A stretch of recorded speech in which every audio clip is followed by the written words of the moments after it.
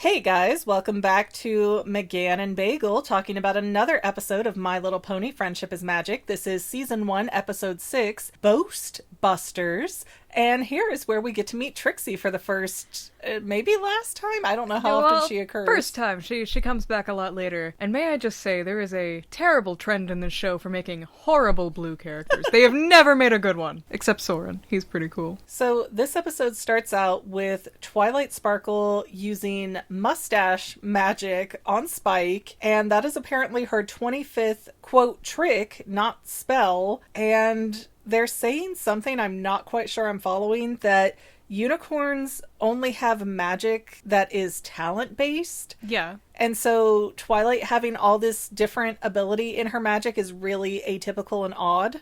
It's really rare. They need to better explain this to us early on so that they're not like, oh, all unicorns are just super overpowered. No, Twilight's just the exception. Yeah, it just seems very strange to me. And especially when we have Rarity, another unicorn in the main characters of the show. It just seems very odd to me that unicorns can't really use magic after all, at least not in the capacity that I would have assumed. Well, not all of them need to know, like, oh, this is how we teleport things. Most of them are just like, pick up, put down. And I swear I thought that they had made a pony for every single one of the G4 ponies here, but I think I found the only ones they didn't, and that's Snips and Snails, which are these fanboys for the great and powerful Trixie. Hate Trixie? Okay, but let's talk about Snips and Snails for a minute, because they're two young unicorns. They look about the size of Apple Blossom. They are very ugly. They are so ugly and deformed and why do they look like that? That's just what boys look like. There are I have a Dr. Hooves pony. They have made a pony for literally everything. And these two, I don't think they could get away with making a whole different mold for how deformed and gross that they look. I don't think they've ever sold Snips and Snails toys just because. Their color palettes are atrocious. They themselves look weird, and their haircuts say their parents don't love them. And they also have cutie marks, though. Yeah. A lot of the little ponies don't have cutie marks. No, a lot of them do. It's literally a pair of scissors for Snips and a snail for Snails. And I know, the saying is Snips and Snails and puppy dog tails, and that's, what boys are made of. Is that really a saying? Yeah, that's supposed to be, the obnoxious characterization of little boys on screen, Snips and Snails. Oh. But, what are the rules for naming here? Because, okay, Rainbow Dash, I get it. She's a Pegasus, so she could potentially be fast, and she has rainbow hair at birth. I get it. How did Snips and Snails just happen to get cutie marks that what trait is that? Magic! Celestia, obviously every time a baby is born, she teleports and she gives you a little name tag.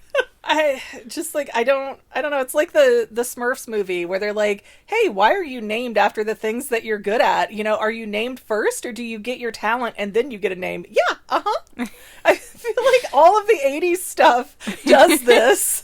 Strawberry Shortcake, Rainbow Bright, if they're not named after exactly what they are, then they don't have any other personality trait. Well, with Strawberry Shortcake, they're named after an aesthetic, okay? Let's be real here. But I think that's the same type of thing that they're doing here with Snips and Snails, is that they're doing little boys are obnoxious and annoying. This is a girly show. And this is, of course, before the bronies were known about and hitting in hard force. So I feel like this is just, you'll see a show sometimes and the little boys will be like, ew, girls have cooties. I feel like this is the version of that. Ew, boys are gross. And they when girls are talked about in little boy shows, it's like, ew, they love. And when little boys are talked about in girl shows, they're like, he brought a monster to our town.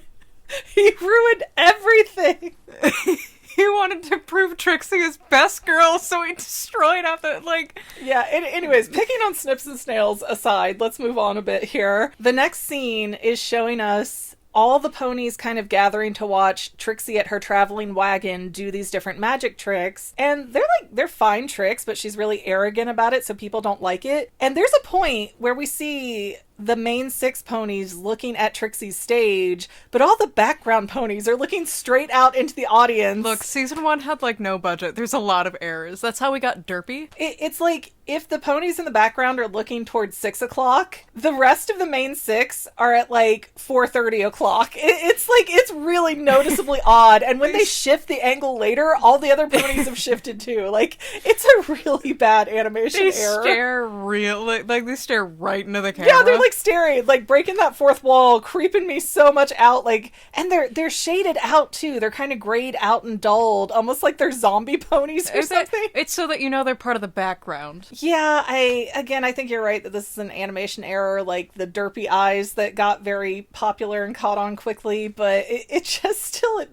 bugged me so bad. It's like, this is a really bad error. Like when Jimmy Neutron would have scenes where he's at his locker and the locker would be shut and his hair would go through the locker, like it could phase through the hard material. That's a thing with low budget 3D animation. Clipping happens a lot. Well, and I've heard the Jimmy Neutron editors come out later and say, yeah, we knew about all this, but we didn't have the budget to go back and fix it. So it's probably the same thing. My Little Pony Friendship is Magic was not a beloved show. They didn't have a ton of faith in it when it first came out. So I get it, but I also am like, what the heck, man? If I remember right, wasn't this era of My Little Pony given very little because no other My Little Pony actually, like, took off? Yeah, G1 was very, very popular in the early 80s, and then G2 came out, I believe, in the 90s, and people were just kind of blah with it. And G3 did okay, but then 4 really snowballed. Yeah.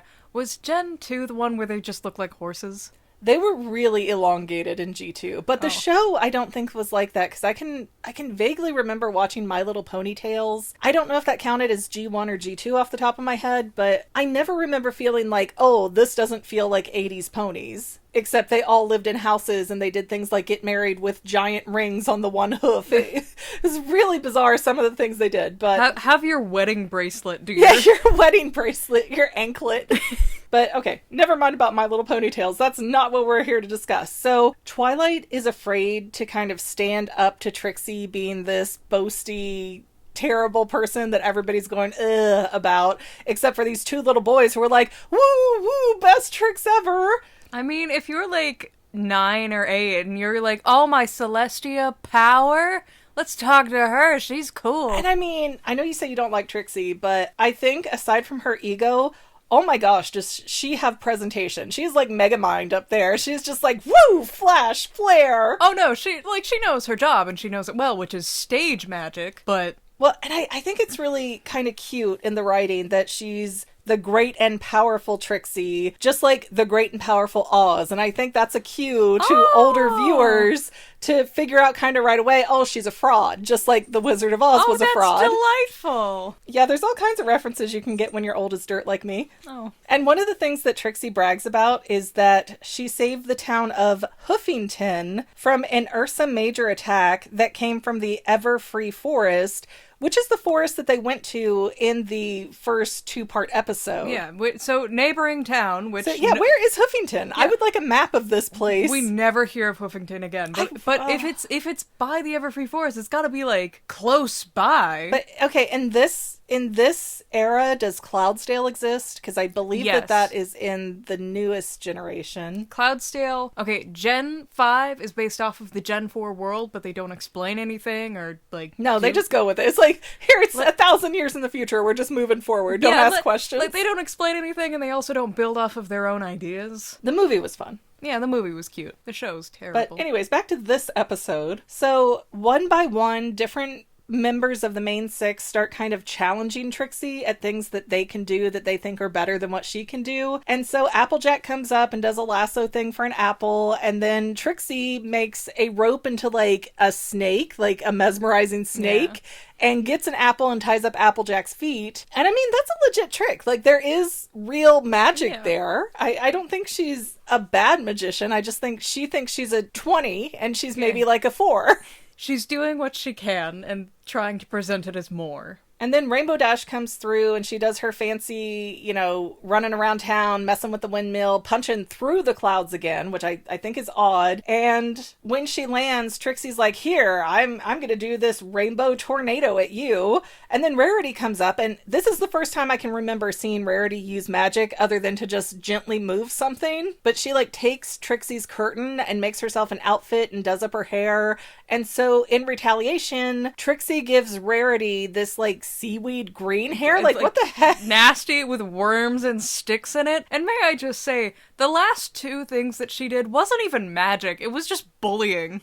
I mean, she tied up Applejack's feet. She hog-tied Applejack. Yes. That is bullying as well. Well, yeah, but, at least that was magical. It's like, the mean girl when you challenge her, and so she has to, crush you back down. She can't just match your trick or do better than your trick. She has to personally attack you in the process. And, all these townspeople are laughing and cheering while their friends are being publicly humiliated. Yeah, Trixie seems to be a traveling magician, and they're making bad blood in town here, with everybody. Then we jump ahead a little bit. We have Snips and Snails going through a cave trying to find an Ursa Major, and Snails lights up his horn, which I feel like that is pretty advanced magic for a little tiny pony like that. No, even though it didn't quite want to spark. So what is later gonna be explained is that unicorns need time to learn how to use their horn like a muscle, and lighting it is just how they use magic. Interesting. What was it you called it when he couldn't get his horn to light? Horn-tile dysfunction? Horn-tile dysfunction? Oh, this is not a show for the little ones. They make pills for that. Daughter, no. So Snails accidentally wakes up in Ursa. Well, not accidentally. They were going to do accidentally on purpose. And they run back into town, and the Ursa's chasing them, and they go get Trixie, because of course, she's bragged about defeating an Ursa Major, so she knows what to do. And Trixie just panic runs for her life because she can't beat the thing. And at some point, the Ursa gets up in the sky, and I realized it's see-through. Yeah. And it's like a sky bear with a solid... these are really weird creatures. That's what an Ursa Major is. Ursa Major, Ursa Minor, they're stars. They're constellation monsters. Yeah, but that literally means big bear, little bear. Yeah. So how did they come from the stars to live in Equestria? I don't know. They never come back up again. Why are they not sentient? Why can we not speak to them well, like the other ponies they're and monsters. cows? That's not nice. They're perfectly fine when people aren't poking them. Putting flashlights in their face during their nap. Would you destroy a tiny town if they dared come near you with light? Absolutely. What is it? Gulliver's Travels, where the little people nail him down to the ground with all this string. I would absolutely go stomping some people if I was mildly inconvenienced and had the power. Have you not seen this country? It's what anybody with money does to the poor anyways. Oh, you're a dictator. Great. If put in that position, people like me better watch out. So finally, Twilight Sparkle gets convinced that she can't hide. She is not going to be seen as a showboat. She needs to help the town and use her flipping magic that she's been refusing to do the whole episode. And so Twilight does some wind magic, and it goes through the reeds, and it plays a song, and it makes the Ursa drowsy. And then she tears apart and empties the water tower. No one needs that. Nobody needs that. Goodbye hydration. Goodbye all plant life, I guess. Sink, bathroom stuff, all that. Well, we didn't need it. Yeah. And then she puts it through, I think it's Applejack's barn, and we hear a bunch of uncomfortable mooing and baaing, and it comes out filled with milk. Some of them were really, I don't think all of those were cows. I'm just saying here, the level of theft and magical talent to manipulate 1,000 udders at the same time. I don't even know how to process that. That was What did Celestia teach her? That was absolutely unhinged. It was very uncomfortable. And especially since the cows are sentient. Oh my gosh. You're right. Oh. And then oh gosh, yeah, Twilight puts a lid on the water tower that's now filled with milk, and she gives it to the Ursa who is being levitated, and so it kind of falls asleep with its bottle and gets put back in the cave. And I wrote in my notes, is this an Ursa Minor? Because she's treating it like a baby, and yes, it actually was. The Ursa Major is apparently way bigger and purple and terrifying. Very ugly. It looks like a rat. Can they exist in the daytime? I don't know. We never see him again. It's so weird. They put so much effort into this design. And while I get that they're trying to highlight how powerful Twilight Sparkle is, I'm just kind of like, why didn't anybody else that's a unicorn help her in this scene? Well, because their talents are like, oh, I grow carrots. Oh, I grow petunias. Oh, I sort coins. Like... I mean, feed the thing. Try something. It's better than sitting there and watching everybody get destroyed. Well, I mean, it was eating their houses. Or they're not going to stay in those. What do you expect civilians to do?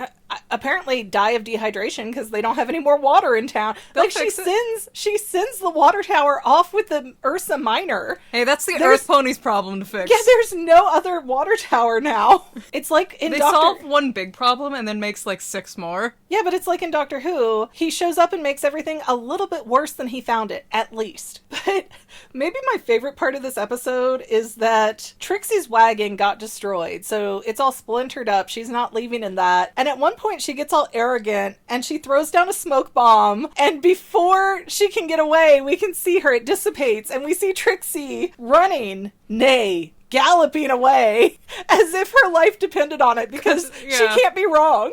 Well, I mean, she got the town in danger just for her ego. No, that is not fair. She did not put the town in danger because she did not go get the Teddy Ursa. That is stupid. Teddy Ursa? Snips, or Teddy Ursa. Ursa Minor. That is on Snips and Snails. They were reckless. Even though they're children, that is not an excuse to do stupid things. Where are their ugly, deformed parents? In the ugly, deformed circus! Then they need to be with their family because they don't belong in Ponyville being this mentally challenged. They're a danger to society. But you tell us in the comments, what do you think? Is Trixie in the wrong? I know she's a boastful pony and that's annoying and obnoxious, but you know what? Pinkie Pie's obnoxious. Sometimes Rarity is obnoxious, but we still love them. Rainbow Dash never stops being obnoxious. We don't love her. She's constantly bragging, and even when Trixie's up there, she's bragging. Applejack can be a braggart. Twilight can be a braggart. It's not that they brag, it's that they're nasty about how they brag. Well, they all have their turn at being nasty at stuff, except for Fluttershy. She's a Fluttershy's sweet, great. innocent baby. She thinks things through. But yeah, do you think Trixie did anything wrong in this episode, or was she just obnoxious? Let us know in the comments, and then we'll see you next time with, I think it was something about Fluttershy and a dragon. Dragonshy. Dragonshy. It's an episode. Well, unless you have anything else to add, Bagel, I'm going to tell everybody to not forget to like, subscribe, comment, share. All of that good stuff is absolutely free for you and really helps us out. And if you are so inclined and able, we would love to have you as a channel member to help keep us going, even in the weird, difficult times. And other than that, I guess we'll see you in the next episode. Bye! And to any of my members here on YouTube, a huge bottom of my heart thank you for all of your help and support. If you would like to become a paid channel member, there is a link in the description below. Thanks again, guys. Love you. Well, family members, we're almost done, but I want to invite you to hang out with me in some other places. I'm on Twitter and Instagram as my own personal self, and I have a Facebook page too, but I mostly just post photos over there. And sometimes people say, hey, McGann, I want to mail you something. How do I do that? Easy. Just click the About tab on my channel page, and my most current P.O. Box info will be right there. I also run another channel, The Family. It's really a hodgepodge channel where we might post anything. Oh yeah, and I also sell shirts and stickers and stuff with the Family and the Fangirl logos. If that is your cup of tea, I have a link in every description of every video. Finally, if you want to help out the Fangirl channel and make sure I'm putting out video essays for years to come, the best way you can help is by subscribing and watching more of my videos, whether they're new, old, whatever. Maybe even share one or two on social media, help spread the word. People who watch to the end of videos, like you, helps to tell the site, hey, this is a good video, we should recommend it to other people. So if you made it this far, leave me a comment of something like, hey, I made it to the end. Love ya. See you next time, family members. Bye.